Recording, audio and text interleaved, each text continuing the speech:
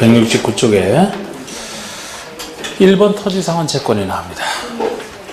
자, 우리 토지상환 채권도 수용 사용 방식에서 나오는 채권인데요. 이 말을 분석을 해보면 채권은 채권인데 토지로 갚아지는 그런 채권을 얘기하죠. 토지로 상환하는, 현금으로 상환하는 게 아니고 토지나 건축물, 부동산으로 상환하는 걸 얘기합니다. 그래서 토지나 건축물 하나값에 해당하는 채권인데요. 줄여서 이렇게 토지상환 채권 쓰는 건데, 지금 수용 사용 방식에서 돈 때문에 고생한다 그랬잖아, 시행자는. 비용이 너무 많이 들어서. 그래서 이곳에 이제 토지 등 소유자에게 보상금을 줄 때는 원래 현금으로 줘야 되는데, 현금 대신에 이 채권을 발행해주고 이 채권 산 사람에게 토지나 건축물로 갚아주게 되면 요거 발행하는 것만큼 현금이 제락되잖아. 환제세를 이럴 필요 없어요, 수용 사용 방식에서. 일단 두 가지 여기 나오는 고유 특성. 이 발행할 때 매수세금의 전부를 지급하기 위해서 다 발행할 수 있는지, 일부만 위해서 발행할 수 있는지 요거부터 하셔야 되죠. 전부는 안 된다, 일부만이다. 왜 전부는 안 되느냐? 환지랑 똑같아서. 이곳에 있는 사람에게 보상대금으로 요거를 주면서 이자에게 나중에 토지하면서 다 주게 되면 여기 있는 사람은 받아가잖아요. 수용은 일반인에게 주려고 하는 건데, 그래서 일부만이야. 그래서 이 일부라는 게 발행 규모가 상환할 토지나 건축물이 전체의 2분의 1 범위 내에서 발행한다 이렇게 얘기를 하죠. 그 얘기는 왜 2분의 1이냐? 최소 반은, 조성되는 거죠. 최소 반은 일반인에게 줄 수 있어야 된다. 그런 취지라고 했습니다.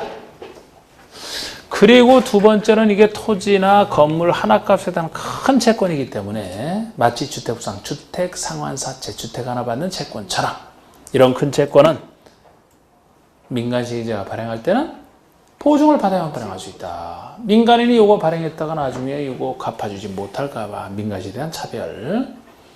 또 하나는 김영식. 이런 큰 채권인데 채권 소유자 이름이 채권 원부에 표시가 돼야 되는. 이 토지나 건축물 같은 경우도 그 등기를 통해서 소유자가 누군지를 얘기하는데, 같은 채권이 이거 하나값에 대한 큰 채권인데 소유자 이름이 표시가 안 돼 있으면 뭐 도둑질하는 사람이 제일 좋게. 큰 채권은 두 가지 공통점이 있어요. 자, 양가리반 토지상환 채권. 시행자가 발행합니다. 소유자가 원할 때죠. 매수대금의 일부를 지급하기 위해서잖아요. 일부를 지급하기 위하여 사업시행으로 조성된 토지나 건축물로 상환하는 채권을 발행할 수 있다. 개념이고요. 이때 발행 규모가, 그 아래 발행 규모가 토지 상환 채권으로 상환할 토지나 건축물이 도시개발 사업으로 조성되는 분양토지, 분양건축물 면적의 2분의 1을 초과하지 않아야 된다. 2분의 1 범위 내에서 발행한다라는 거. 민간에 대한 차별이 있잖아요, 이번에. 민간 시행자는 은행 등으로부터 지급 보증을 받아야만 발행할 수 있다. 민간인은 지급 보증을 받아야만 발행할 수 있다. 민간인.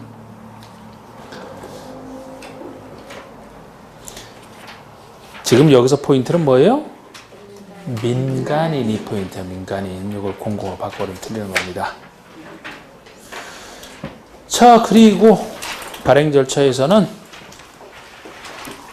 반가로 2번에 반가로 2번 중에 동그라미 2번 보시면 토지상환 채권은 김영식 증권으로 한다. 김영식 증권으로 한다.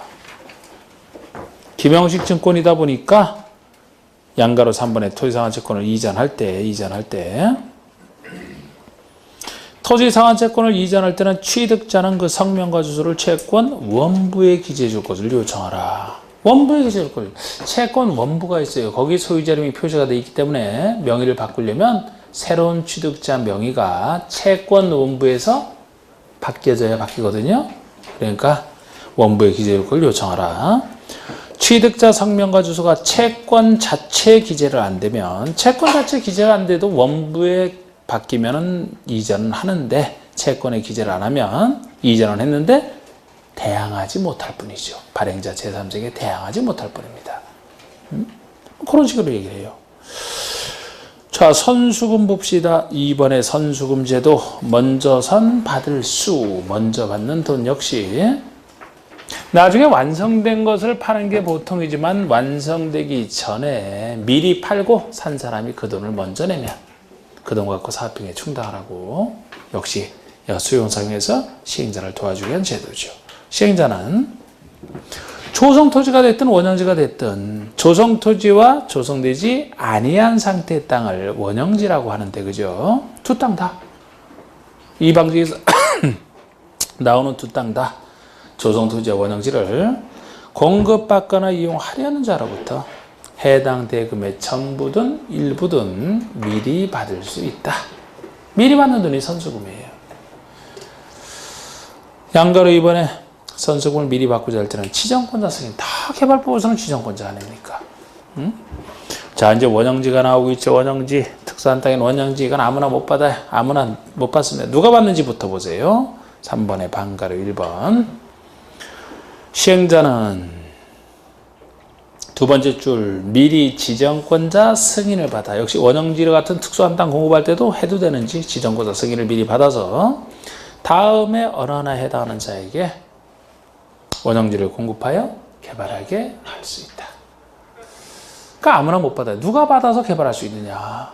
박스에 1번 국가지자체 받고요. 2번에 공공기관 받고 3번에 지방공사.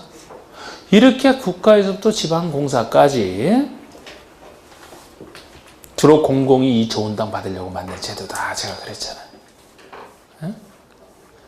그런데 이렇게 공공만 받을 수 있지 민간은 아예 못 받는다면 헌법상 평등권 침해가 되기 때문에 민간이 받을 수 있는 길도 살짝 열어놨어요. 조금 열어놨어요. 4번, 5번.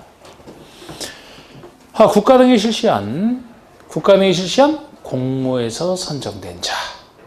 이렇게 공개 모집 공모에서 선정될 정도로 머리가 아주 좋거나 5번 원형지를 학교나 공장지로 직접 사용할 정도로 학교나 공장 지을 정도로 돈이 많거나 둘 중에 하나만 된다 그랬잖아요. 다른 사람 못 받아요. 아무나 못 받습니다. 이자가 받는 것이고 따라서 이번에 원형지 면적 제한도 들어가요. 공급될 수 있는 원형지 면적은 전체 면적의 3분의 1내로 한정한다. 좀 작은 기준 중에 하나인 3분의 1 이하. 조성토지가 주가 돼야지 원형지는 작아야 되죠. 그래서 3분의 1을 넘지 못합니다. 네? 그리고 매각 제한이라는 것도 여기만 걸리는 거예요. 매각 제한이. 양가리 이번에 원형지 매각 제한. 이 좋은 거 받자마자 시세 차익 생긴다라고 해서 팔면 안 된다. 원래 원형지 그 공급 계획대로 써라. 원형지 매각 제한입니다. 근데 여기서도 원형지 개발자는 했는데 국가지자체는 제외한다. 이거부터 하셔야 돼요. 그러니까 원형지 매각 제한에 걸리는 사람은 국가지자체는 빼고 나머지 행정청은 그냥 바로 팔아도 상관없어요. 그래서 매각 제한 안 걸리니까. 여러분 행정청이 특히 어떤 거 제한을 받는 거 보셨나? 제한하기만 하지 제한받은 거 되게 싫어하죠? 행정청이 이렇게 약해서 그냥 자기네들은 안 받고 국가지자체 제외한다라는 거. 나머지 개발자는 10년 범위 내에서 영위정하는 기간 10년 범위 내에서 영위정하는 기간 안에는 원형지를 매각할 수 없다. 그 영위정하는 기간도 구체로 가로 속에 있습니다만 일단 국가지자체는 안 걸린다라는 거. 나머지가 매각 제한을 받는다라는 거. 이거 잘 보시고 그 다음에 양가로 4번 보시면 원형지에 선정 기준 중에 먼저 선정 방법이 나옵니다. 자 여기 보세요. 이제 선정 방법은 항상 어디서나 마찬가지인데 우리 선정할 때 선정 방법은 크게 둘 중에 하나. 경제 입찰로 공급하느냐 경제 입찰로 공급하느냐 아니면 반대인 수익으로 주느냐. 항상 이거를 생각해보고 한번 풀어야 됩니다. 자 우리 경제 입찰은 가장 공정해요. 왜? 입찰에 경쟁적으로 누구나 참여시킬 수 있기 때문에. 누구만 입찰에 참여할 수 있다는 얘기 아니고 경쟁적으로 누구라도 입찰에 참여할 수 있게 하기 때문에 이게 공정한 방법입니다. 물론 경제 입찰을 하게 되면 누구나 입찰에 참여할 수 있고 입찰에 참여한 자들 중에서 최고가로 써낸 사람을 낙찰자로 해서 그자에게 공급을 하거든요. 어쨌든 공정하기 때문에 주로 일반인에게 줄 때는 경제 입찰로 하라 이렇게 돼 있어요. 방법을 정하는 원리가. 불특정 다수인 대상으로 줄 때는 경제임차로 공정하니까. 반면에 수의계약이라는 것은 계약을 체결하는데 수의, 따를 숫자라고 했죠. 뜻의자, 합의할 때 뜻의자입니다. 어떤 상대방과 합의된 뜻에 따라서 맺는 게 수의계약이기 때문에 요거는 성질상 특정인에게 줄 수밖에 없는 거, 이렇게 생각을 하셔야 돼요. 그자가 수의계약이니까.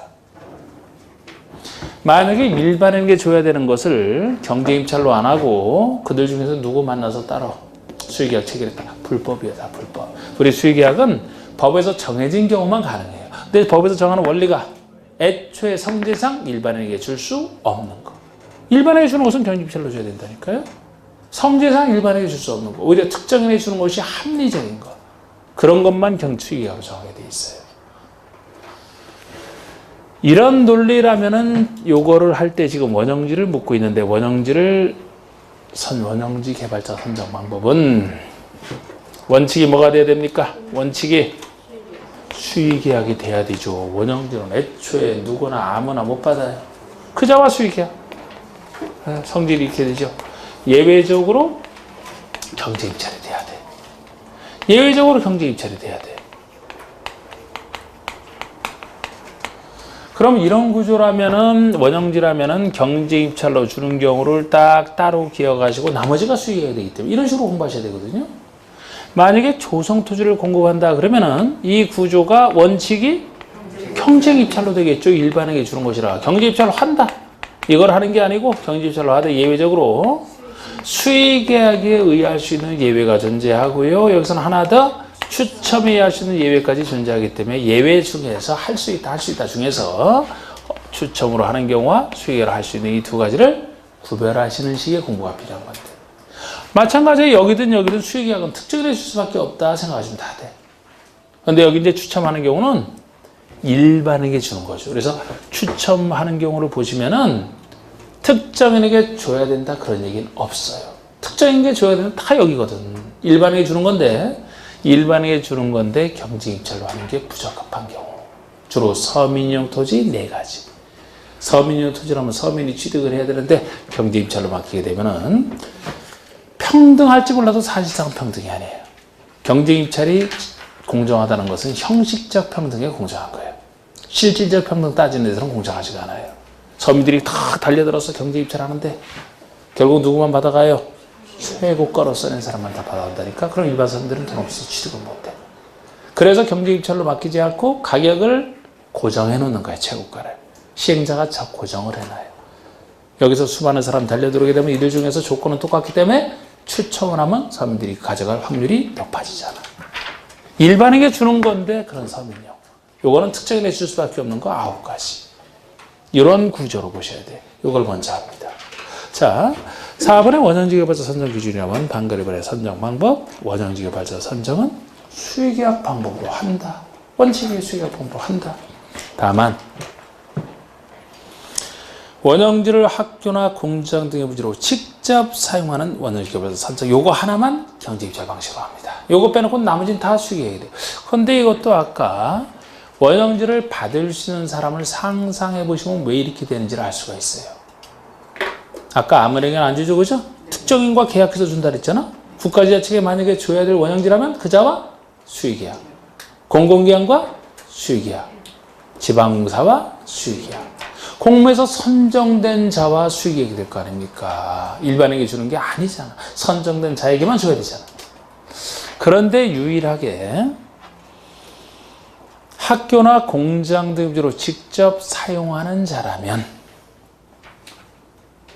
용도가 학교나 공장으로 특정되어 있을 뿐이지 시행자가 정하는 용도로 특정되어 있을 뿐이지 그거를 직접 사용하는 자라고 돼 있지 사용하는 자 중에서는 누구만 쓴다라는 얘기는 유일하게 없는 거예요. 이거는. 그럼 일반에게 주는 거죠. 예를 들어 시행자가 원형지를 학교용지로 공급을 하면서 누구나 짓고 싶은 사람에게 달려들라 그 얘기예요. 그 대신 그걸 취득하게 되면 학교용지로 공급했으니까 학교를 줘야 되겠지. 그때 용도가 측정될 뿐이지 누구만 받는다는 얘기는 없거든요. 유일하게. 그자와 수익이 경제입찰이 되는 거라고 그래서.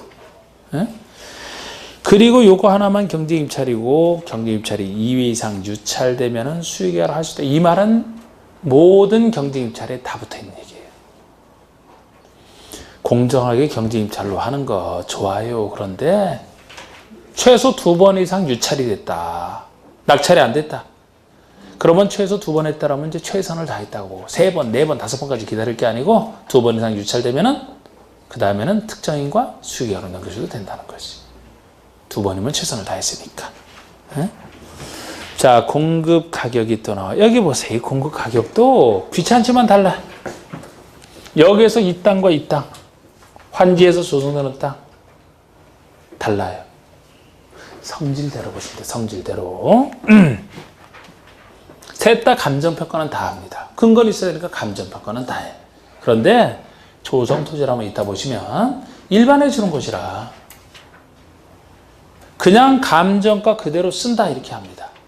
그걸 바탕으로 해서 경제입찰이 들어가고 감정가로 그대로 합니다. 그런데 원형지는 감정가를 기준으로 해서 원형지는 아무나 못 받는다. 받을 사람이 한정돼 있고 시행자가 그자와 하나하나 공급계약을 체결해서 주거든요. 그래서 원형지에 대한 공급가격은 두 계약 당사자가 줄 시행자와 원형지를 받아 개발할 원형지 개발자 두 사람이 계약 체결할 때 두 당사자가 협의해서 결정하는 거예요. 공급계약 체결할 때 공급가를 두 사람이 협의한다고. 왜 계약 당사자니까. 아무나 못 받기는 이런 성질 때문에 그래요. 그럼 환지에서 이따 보시면 조성토지는 제가 환지에서는 시행자가 자율적으로 한다는 게 환지 방식 성격상 특징이라고 했죠. 시행자가 정하는 거야. 누구랑 협의하는 게 아니고. 물론 감정평가를 한 상태에서 그 평가액에 대해서 토지평가협의 심의를 거쳐서 누가 시행자가 결정하는 구조라고. 여기는 시행자가 결정해요. 여기는 두 사람이 협의해서 결정해요. 여기는 감정가로 해요. 지금 원형지가 나왔죠? 원형지 공급가격은 개발계획이 반영된 원형지 감정가에 시행자가 원형지에 설치한 기반시설 공사비가 있으면 그 공사비를 더한 금액으로 한다가 아니잖아. 그 금액을 기준으로 할 뿐으로 기준으로 해서 결국 두 당사자의 시행자와 개발자가 협의해서 결정하는 구조라고요. 원형지는 원형지 성격상 이렇게 하는 겁니다. 원형지 끝났고 4번에 이주대책 수립 시행 의무. 이거는 수용상에서 다 나오는 얘기예요. 시행자는 공도법이 정하는 바에 따라 도시개발 사업 시행에 필요한 토지 등을 제공함으로 인해서 생활의 근거를 상실하게 되는 자에 대한 이주대책을 수립 시행해야 된다. 이주대책 수립 시행 의무입니다. 자, 우리 필요한 땅이 그냥 수용당하는 게 아니고 예를 들어 집이 있었는데 집에 살고 있던 집이 수용당했어요. 그럼 살 곳이 없어졌죠? 그게 생활의 근거를 상실하게 되는 경우예요. 그러면 단순 보상비로는 안 되죠. 살 곳 이주대책까지 마련해 줘야 된다는 거예요. 어디서 나오는 얘기입니다. 자, 이제 조성토지 나옵니다. 조성토지 등 아까는 원형지 이게 주된 땅인 조성토지 뭐 공급계획 작성하여 지정권자에게 제출하라. 이거는 뭐 공급계획은 여기 다 나오는 얘기고 원형지든 조성토지든 공급계획은 다 나와요. 수용 상황에서는. 요거를 시행자가 작성하여 지정권자에게 제출하게 돼 있어요. 그 얘기고요. 넘겨보세요. 자, 양가로 3번의 조성토지의 공급 방법 중에서 방가로 2번 경쟁입찰로 하는 원칙, 방가로 2번, 3번 예외적 경우. 원칙은 1번. 경제입찰 방법에 따른다. 경제입찰로 따른다. 이게 원칙입니다. 근데 그 아래 보시면은 3번과 추첨으로 할 수 있는 경우와 그 아래 수의계약을 할 수 있는 경우를 구별하는 선에서 보통을 하시면 돼요. 근데 우리 추첨 중에서는 이제 해야 되는 특수한 경우도 조금 있고요. 자, 먼저 추첨으로 할 수 있는 경우 봅시다. 다음 어느 하나에 해당하는 토지는 추첨 방법으로 분양할 수 있다. 추첨으로 할 수 있다. 다만 좀 이따가 이건 좀 이따고 일단 추첨으로 할 수 있는 경우가 4가지가 있어요. 근데 4가지가 다 그냥 대상만 나와 있지 누구에게만 준다는 얘기는 없죠. 그러니까 이건 수의계약은 아니라고. 일반에 주는 건데 이게 서민용 토지 이런 느낌으로 보시라고 했잖아. 서민용. 자, 1번 주택법에 따른 국민주택 규모의 주택건설 용시. 국민주택 규모 이하의 주택 건설할 땅이라 서명이 되는 거예요. 여러분 주택부서 국민주택 규모라면 전용면적 85 이하를 얘기하잖아. 이런 땅은 추첨 예방부로 준다면은 공급가를 낮춰놓고 고정가를 낮춰놓기 때문에 분양가가 낮아질 수 있고 서민들의 내 집 마련에 도움이 되잖아. 근데 지금 아까 다만이요. 다만 한번 위에 것이 바로 이 동그라미 1번과 관련돼 있거든요.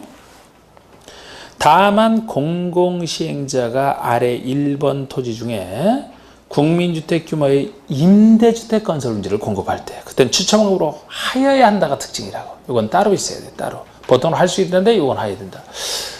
그러니까 국민주택 규모 이하의 주택이든 임대주택 건설 용지든 보통은 할 수 있다라고요. 부추첨으로 할 수 있다.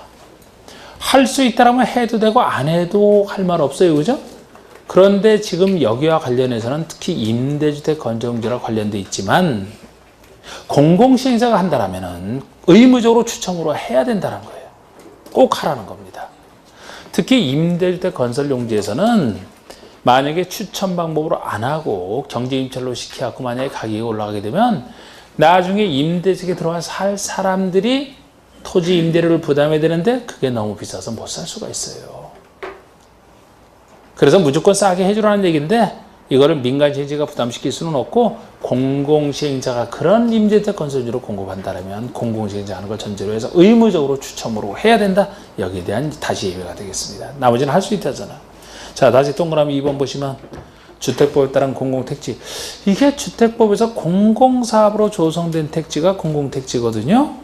공공사업으로 조성된 택지니까 그렇지 않은 민간택지보다는 좀 더 싸게 공급할 필요가 있다. 서민들을 위해서. 공공택지니까. 3번에 330 이하의 단독주택 용지 330제곱미터라면 100평 정도가 됩니다. 100평. 330 이하의 단독주택 용지 추첨법으로 할 수 있다죠. 할 수 있다. 330 이하 100평. 공장용지는 서민들이 내 직장 마련이라고 했잖아. 공장은 서민들이 설치하는 거 같은데 서민들이 내 직장 마련을 위해서. 공장 유치하려고. 공장에 안 들어온다 그럴 때 요거를 추천 방법으로 아주 그때는 뭐 가격은 뭐 아주 뭐 거의 최저가로 정하겠지 그냥 돈 안 들게 그죠? 그런 상태에서 땅 거의 거저 줄 테니까 와서 공장 짓고서 한번 운영해 봐라. 그럼 많은 사람들이 몰려오면 추첨으로. 그래서 공장 유치하게 되면 서민들이 거기 취업해서 그죠? 좋으니까. 그런 목적으로 공장 유치하려고 이렇게 생각하시면 돼요. 그런데 그 아래 수의계약 방법으로 공고할 수 있는 경우라면은 시행자는 다음에 하나에 해당하는 경우는 위 규정에 불구하고 수의계약 방법으로 조성대를 공급할 수 있다. 고조할 수 있다는데 참 내용 많아요. 한 10가지가 되나 이게? 6-23까지 있으니까 딱 10가지. 아이고 11가지나 되나? 꽤 많네. 그런데 이게 지문에 나오게 되면은 여러분들은 쉽단 말이에요. 지문 읽어보는 순간에 개념상 누구에게만 준다라는 게 다 전제가 돼 있어. 그자와 수의계약 이렇게 된단 말이에요. 1번 학교용지나 공공시설용지 등 일반에게 분양할 수 없는 공공시설 용지를 이 말이 전제되어 있잖아 지금. 그러니까 학교용지가 됐든 무슨 용지가 됐든 지금 여기 전제는 공공시설 용지라 일반에게 분양할 수 없다는 게 전제가 돼 있어요. 이런 땅을 일반에게 못 주니까 누구 국가가 됐든 지자체가 됐든 아니면 그 시설을 설치할 수 있는 자, 법에 의해서 설치할 수 있는 자에게 정해진 자, 이 자에게 준다. 그 자와 수의계약이죠. 아까 원형지에서 학교랑 또 착각하시면 안 된다 그랬어요. 원형지에서 학교는 예를 들어 사립학교 같은 거 아무에게나 줄 수 있잖아. 근데 여기 학교라면 일반에게 줄 수 없는 걸 전제로 하니까 국공립학교. 예를 들어 국립학교 지을 땅은 누구에게 줘야 됩니까? 국가에게만 줘야 국가가 그걸 취득해서 거기다 국립학교를 짓지. 공립학교 지을 땅이면 지자체에게 줘야 되잖아요. 그런 걸 얘기하는 거라고 지금 전제가. 아까 처음 시작할 때보다 좀 여러분들 낯빛이 좀 더 어두운 것 같은데 그냥 다 보시면 해석이 다 되는데 뭘 그렇게 인상을 쓰면서 봐 그냥 다 보면 다 되지. 보세요. 자, 1-2 임대세 건설 용지를 목적으로 이렇게 누구에게 주느냐? 공공이 50%를 초과해 주지 않은 부동산 투자에게 준다. 일반인 안 나와 있잖아. 여기서는 공공의 50%를 초과한 부동산 투자 회사에게 준다. 그럼 그자와 수익이익이잖아. 법적으로 이자액이 정해졌으니까. 2번에 실식에 따라 존치하는 시설물의 유지관리에 필요한 최소한의 토지를 공급한다. 존치하는 시설물에 유지관리에 필요한 최소한의 토지라면 유지관리에 필요한 땅이면 누구에게 줘야 돼요? 유지관리할 자에게 줘야 된다 그랬잖아. 성격상. 법적으로 뭐뭐에 필요하다면 그쪽에 줘야 돼요. 뭐뭐에 필요하다 하면서 다른 사람에게 준다? 그거는 범죄행위야, 범죄행위. 예를 들어 도시개발 사봤는데 문화재가 남았다. 문화재를 손대지 않고 존치시켜놨어요. 도시개발 되니까 이제 많은 사람 더 올 수 있겠네? 관리사무소를 줘야 돼. 그럼 관리사무소를 지으려면 그 지을 땅은 관리사무소 운영할 자에게 줘야지. 짓고서 거기다 쓰지. 그런 땅을 얘기하는 겁니다. 응? 3번의 공투법에 따라 협의를 하여 그가 소유하는 구역 안의 토지 조성토지의 전부를 시행자에게 양도한 자에게 토지를 공급한다. 우리 수용할 때 협의 취득부터 먼저 해보고 협의가 안 될 때 재결에 따른 취득 좁은 의미의 수용을 전개하게 돼 있는데 지금 협의 취득을 장려하고자 나온 얘기를 하고 있어요. 시행자를 협의를 하는 자와 끝까지 우리는 수용당한 자가 아니고 협의 취득에 응한 자, 협의에 응하여 토지 전부를 시행자에게 양도한 자라면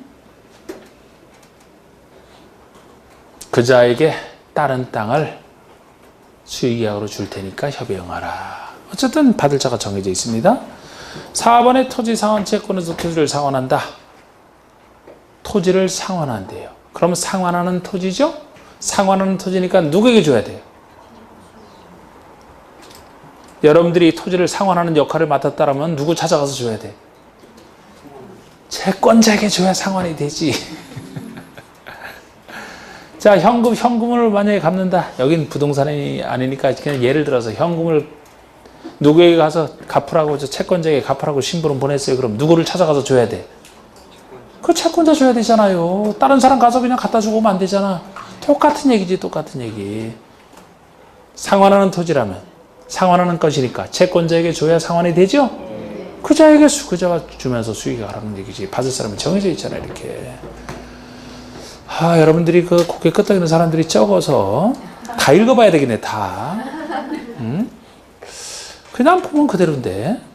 예를 들어 5번의 토지 이용 가치가 현저히 낮은 토지로서 인접 토지 소유주에게 주는 것이 불가피하다고 시행자가 인정하면 이용 가치가 현저히 낮대요. 너무 낮으면 경제 입찰 나봐도 누구도 받을 생각 없다는 거예요.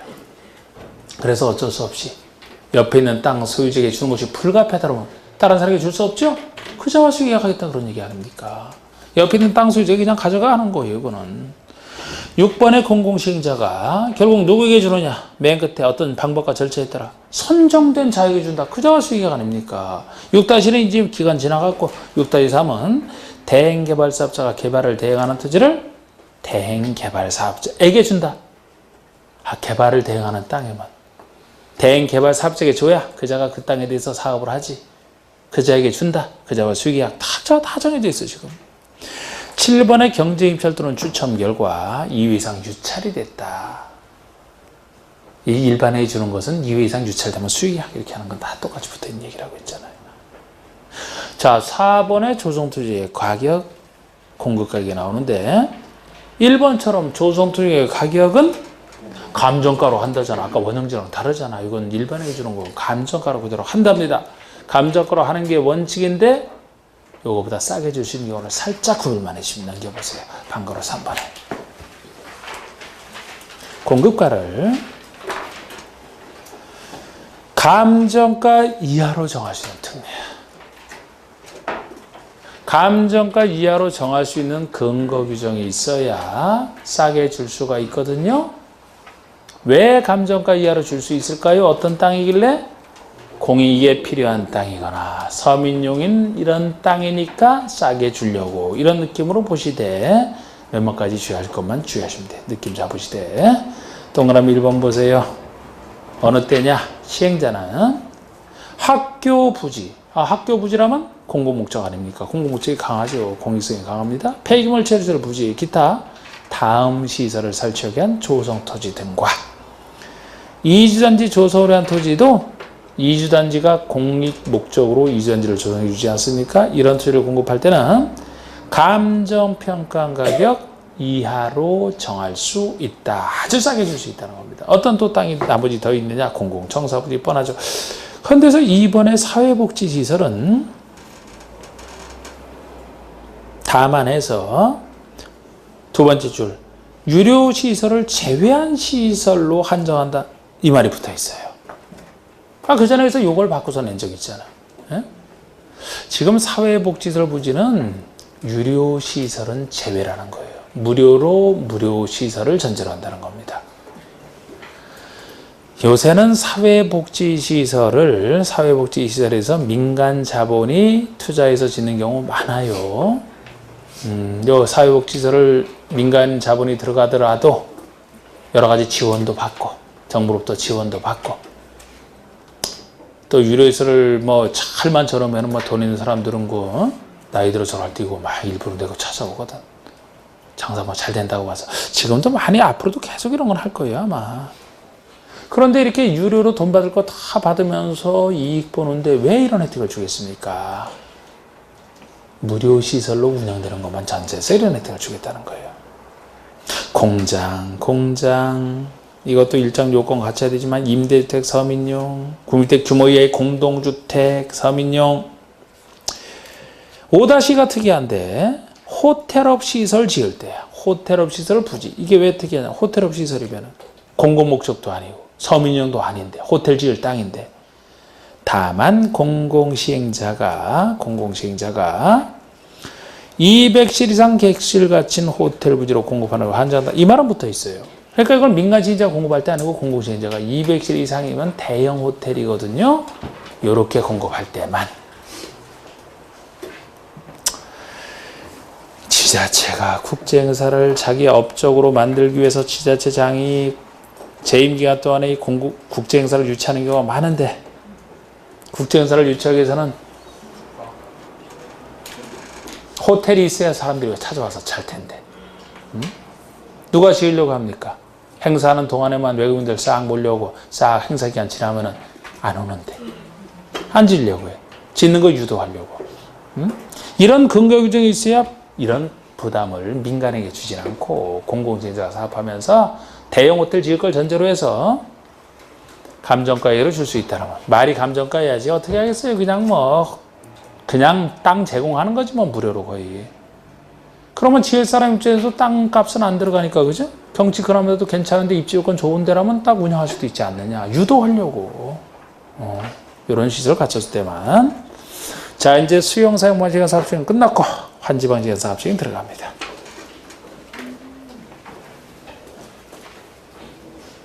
환지계획부터.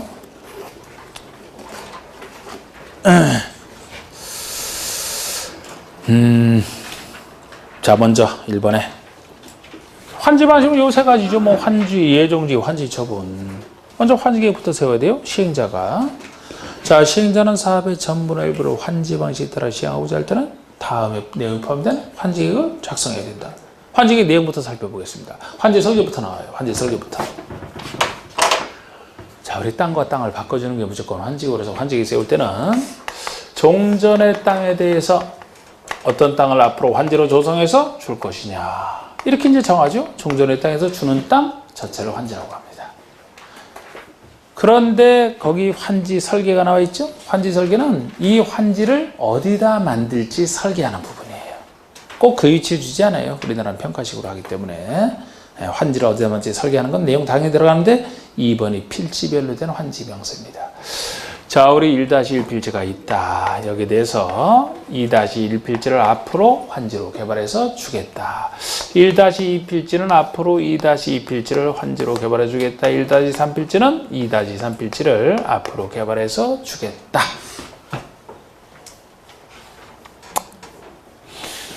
요게 필지별로 된 환지 명세를 얘기하거든요. 종전에 대해서 주는 땅 환지 명세. 이게 필지별로 된 환지 명세라는 거예요.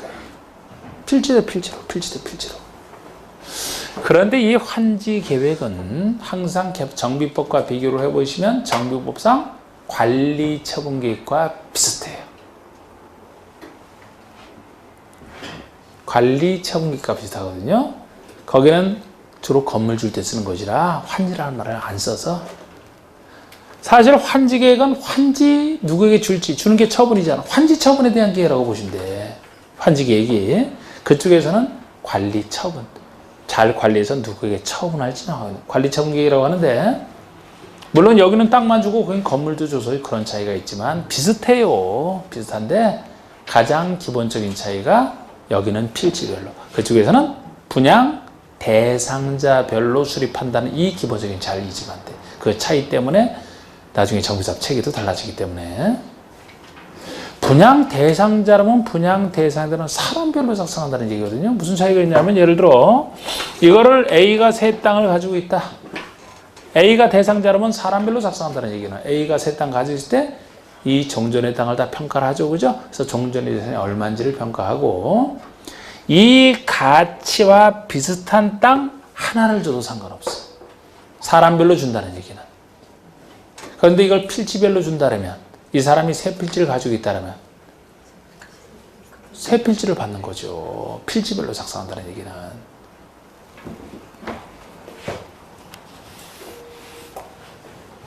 필지별로 작성한다는 얘기는. 무조건 땅과 땅을 바꾸는 게 환지니까 여긴 필지별로 될 수밖에 없어요. 그쪽은 대상자고, 분양 대상자는 이제 분양 신청하는 사람을 얘기합니다. 여긴 신청 필요 없지. 이런 차이가 있고,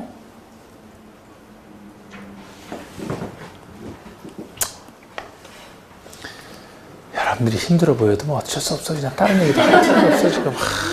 우리가 저번 주에 쉬었기 때문에 제가 30분 더 한다고 했는데, 그지? 그러니까 저번 주 쉴 때는 몰랐죠? 좋았죠 그때는? 아이고, 그냥 그대로 보시면 되는데 뭐. 없어지기 전에 평가를 해야 돼. 공사 들어가기 전에. 그래서 이거 평가하니까 1억 2천 나오다. 다 봤던 거 아닙니까? 1억 나왔어요. 8천 나왔어요. 평가. 앞으로 줄 땅도 평가는 해요. 비슷한 가치로 주는데 뭐 적정 규모로 하다 보니까 이거 다 1억이 나왔다 칩시다. 근데 이건 제가 추산액이라 그랬잖아. 앞으로 만들어질 땅이라 이 정도 될 것이다 라고 예상을 하는 거예요. 혹시 나중에 뭐 변동이 생기고 그러면 그때 가서 변동될 수도 있는 거지. 그러면 나중에 변동이 없었다 치고 그대로 이 가격으로 나중에도 됐다 합시다. 그럼 환지 처분할 때 이 땅을 그대로 환지로 주거든요. 그러면은 만약에 이 1억 2천짜리 땅을 제공한 사람에게 1억짜리 땅을 나중에 환지로 준다. 지금 환지 처분할 때, 이 환지 처분 줄 때, 이거 줄 때 얘기라고. 주게 되면은 요 사람은 2천만 원 손실이 생겼죠? 그대로죠? 요거는 2천만 원 이익이 생기잖아. 요거를 시행자가 이 환지를 줄 때 이 사람이 입은 손실 2천만 원을 청산금으로 줘야 돼요. 이 사람에게. 환지 줄 때 동시에 줍니다. 이게 청산금 교부라는 거예요. 청산할 거 없어요. 이것은 이 땅을 준과 동시에 이 사람이 이익 2천만 원을 징수해 와야 돼. 이게 청산금 징수입니다. 근데 지금 이 땅은 청산금 2천만 원 교부받겠다. 이 땅은 청산금 2천만 원 징수 당하겠다. 이것이 각 필지별로 된 청산금 결정이고 청산금 명세인데, 요거는 환지기 내용이 아닌 예로서 제가 얘기를 드는 거예요. 청산금에서는 없잖아. 여기 없잖아. 왜? 나중에 공사 끝나고 지금 환지 줄 때 얘기를 하니까, 줄 때 얘기. 그래서 청산은 여기서 나오는 얘기예요. 청산은 환지를 주고 나서 모자라 남는 게 청산으로 하는 것이라. 그래서 환지기 내용에는 없습니다. 요것과 구별하셔야 될 게 청산금 명세가 없다는 거예요. 청산금 결정이 없어요. 구별하셔야 될 게 3번에 필지별과 권리에 대한 청산 대상 토지. 청산금은 없어도 청산금은 없어도 청산 대상 토지는 존재합니다. 예를 들어 1-4필지가 있는데 이게 7천으로 평가받아도 치고 여기에 대해서 환지를 정하지 않았어요. 줄 땅을 안 정했어요. 요거를 환지 부지정이라고 합니다. 환지를 정하지 않았다. 환지 부지정이라고 해요. 환지를 정하지 않게 되면 이 땅은 미리 청산해 줍니다. 이게 청산 대상 토지예요. 이게 청산 대상 토지입니다. 아까랑 다른 얘기죠. 청산금이 아니고 청산 대상 토지라는 거예요.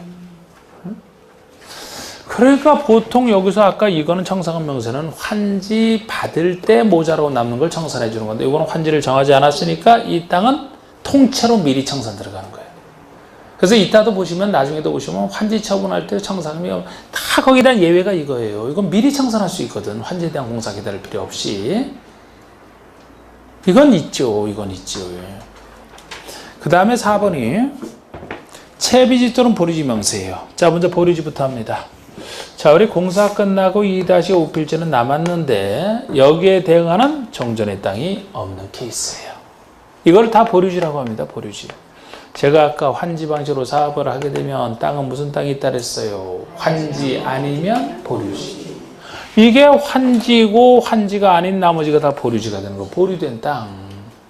여기 없으니까 줄 땅이 아니잖아.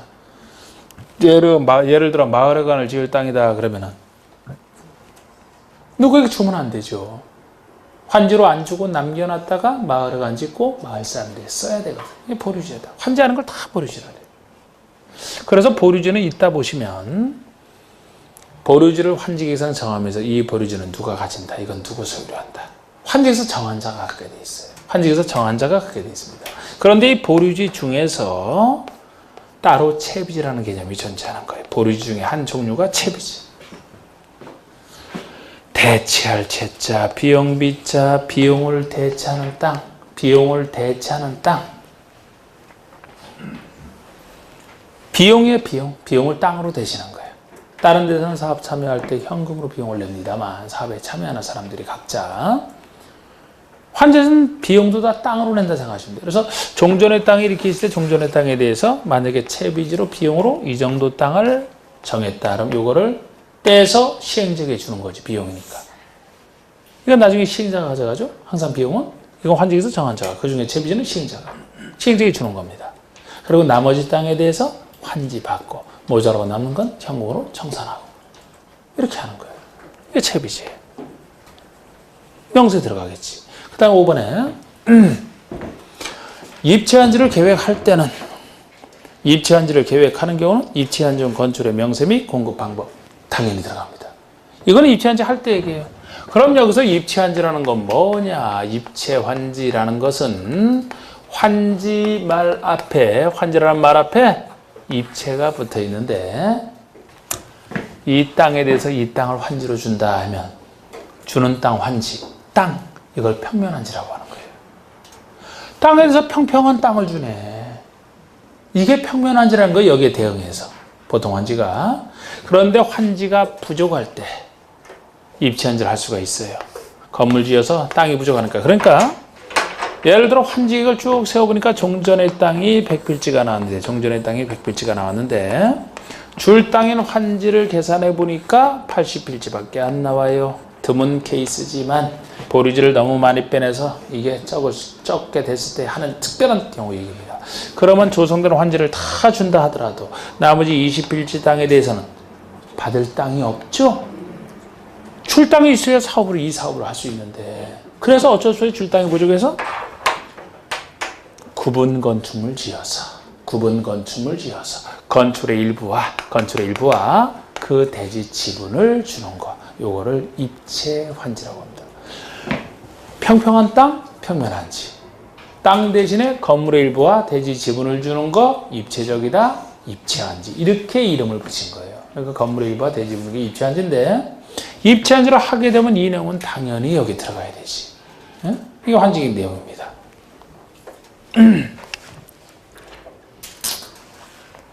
그 아래 작성 기준 일단 쉽시다. 여기까지 하고